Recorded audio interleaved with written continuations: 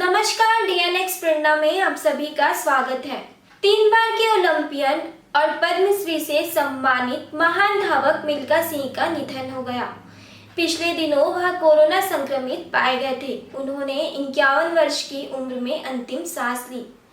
स्वतंत्र भारत के खेल सितारों में से वह एक थे।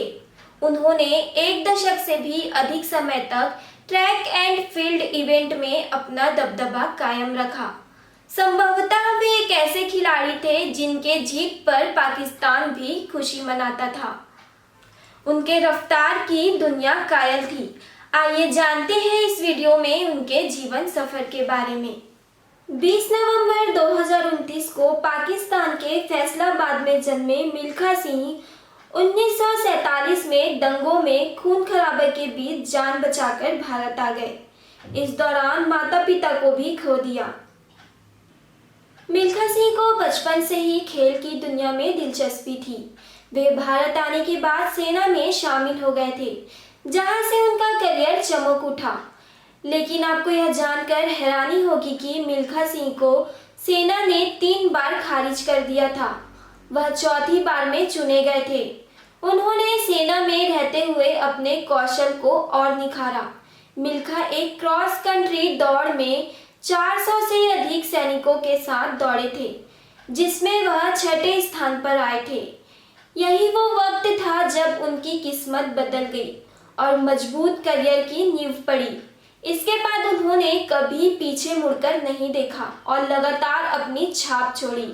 मिल्खा सिंह ने राष्ट्रीय खेलों के अलावा कॉमनवेल्थ गेम्स, एक और एशियन गेम्स में 4 गोल्ड मेडल जीते।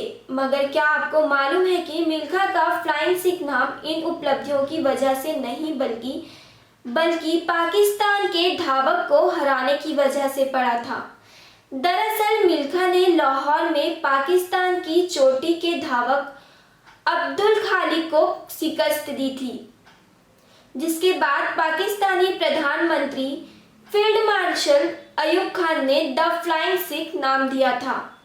मिल्खा को पदक पहनाते हुए अयूब खान ने कहा, आज मिल्खा दौड़ नहीं उड़ रहे थे, इसलिए हम उन्हें फ्लाइंग सिख के खिताब का नजराना देते हैं। वे पहले एथलीट हैं जिन्होंने भारत को कॉमनवेल्थ में स्वर्ण पदक दिलाया था। मिल्खा सिंह के नाम कई रिकॉर्ड दर्ज हैं। वह देश के पहले एथलीट हैं जिन्होंने कॉमनवेल्थ खेलों में भारत को स्वर्ण पदक दिलवाया। उन्होंने एशियाई खेलों में 4 स्वर्ण पदक जीते। हालांकि इन स्वर्णिम जीतों से ज्यादा चर्चा उनकी रोम ओलंपिक में पदक से चुकने की होती है। दरअसल 1960 में रोम जाने से 2 साल पहले ही मिल्खा ने कार्डिफ राष्ट्रमंडल खेलों में वर्ल्ड रिकॉर्ड होल्डर मिल सस्पेंस को मात देकर स्वर्ण पदक जीता था। इसलिए न केवल मिल्खा सिंह बल्कि पूरे देश को उम्मीद थी कि वे ओलंपिक पदक जरूर जीतेंगे। एक इंटरव्यू में मिल्खा ने कहा था, रोम जाने से पहले मैंने दुनिया भर में 80 दौड़ों में भाग लिया था और 77 जीती थी। पूरी दुनिया ये मान रही थी कि 400 मीटर की दौड़ मिल्खा ही जीतेगा, लेकिन ऐसा नहीं हुआ। मुझे इंतजार रहेगा कि कोई भारतीय ओलंपिक में भारत के लिए मेडल जीतेगा, लेकिन अफसोस कि 61 साल बाद भी कोई भारतीय एथलेटिक्स में मेडल नहीं जीत पाया है। बचपन से ही मिल्खा सिंह को खेल में दिलचस्पी थी। भारत आने के बाद वह सेना में शामिल हो गए थे। यहीं से उनका करियर चमक उठा।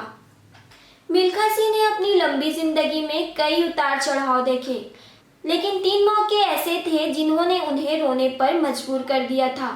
पहली बार वे तब रोए थे जब उन्होंने पाकिस्तान में अपनों का कत्ले-आम होते देखा।